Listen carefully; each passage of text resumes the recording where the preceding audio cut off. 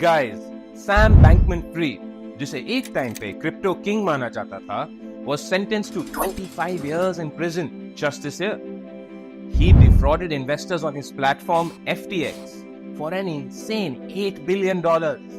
इससे नुकसान किसका हुआ? क्रिप्टो इन्वेस्टर्स का। इस साल जनवरी में फाइनेंशियल इंटेलिजेंस यूनिट ने 9 क्रिप्टो करेंसी प्लेटफॉर्म्स को बैन कर दिया। क्यों? Because they were found in violation of the Anti-Money Laundering Act. इस वायलेशन से किसका नुकसान हुआ?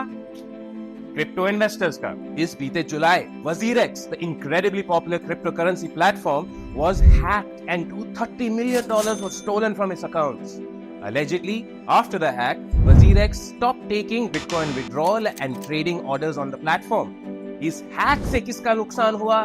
क्रिप्टो करेंसी इन्वेस्टर्स का। भाई, ऐसा क्या पाप कर दिया क्रिप्टो इन्वेस्टर्स ने कि बार बार उनको इतनी भारी कीमत चुकानी पड़ती है? All these scams, bannings and hacks are massively discouraging prospective crypto investors. जब ऐसी scandalizing news सुनने को मिलेगी, it's only natural that new investors cryptocurrency सुनते ही दूर भाग जाएं. But worry not, my friends, there is a solution to all these झंझट्स and झमेला. एक तरीका है जिससे आप बिटकॉइन और दूसरे क्रिप्टो करेंसीज में एक्सपोजर ले पाओगे और उनके वॉलेटिलिटी से तगड़ा मुनाफा कमा पाओगे। Presenting Bitcoin ETFs. Like the name suggests, these ETFs pool funds from thousands of investors and then track the value of Bitcoin. 2024 की शुरुआत में the Securities and Exchange Commission (SEC) या USA का SEBI took a major decision and allowed the listing of Bitcoin ETFs. तभी से reputed investment firms and capital market players इस मैदान में कूद पड़े and since have come out with their own Bitcoin ETFs. The great news is कि आप India से इन Bitcoin ETFs में इन्वेस्ट कर सकते हैं. Bitcoin ETFs are a much better investment than actually purchasing cryptocurrencies. आज के दिन में ETF और क्रिप्टो करेंसी के टैक्स ट्रीटमेंट में जमीन और आसमान का फर्क है. आपके क्रिप्टो करेंसी से मिलने वाले capital gains are taxed at 30% in India. On top of that, there is also a 4% cess.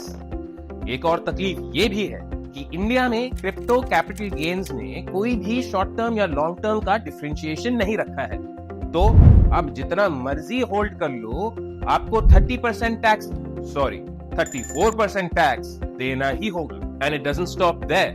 अगर आपका मन कर गया कि आप किसी फैमिली मेंबर को अपने क्रिप्टो होल्डिंग्स ट्रांसफर करना चाहते हैं, उस ट्रांसफर पे आपको 1% TDS भी देना पड़ेगा.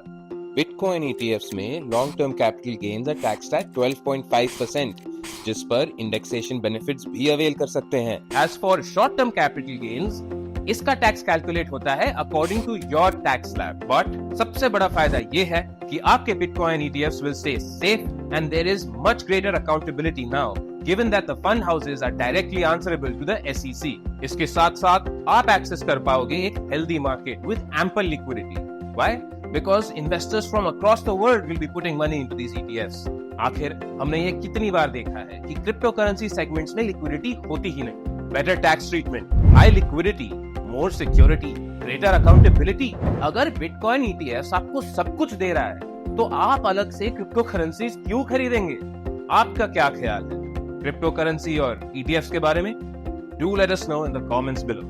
Investment in securities market are subject to market risks. Read all the related documents carefully before investing.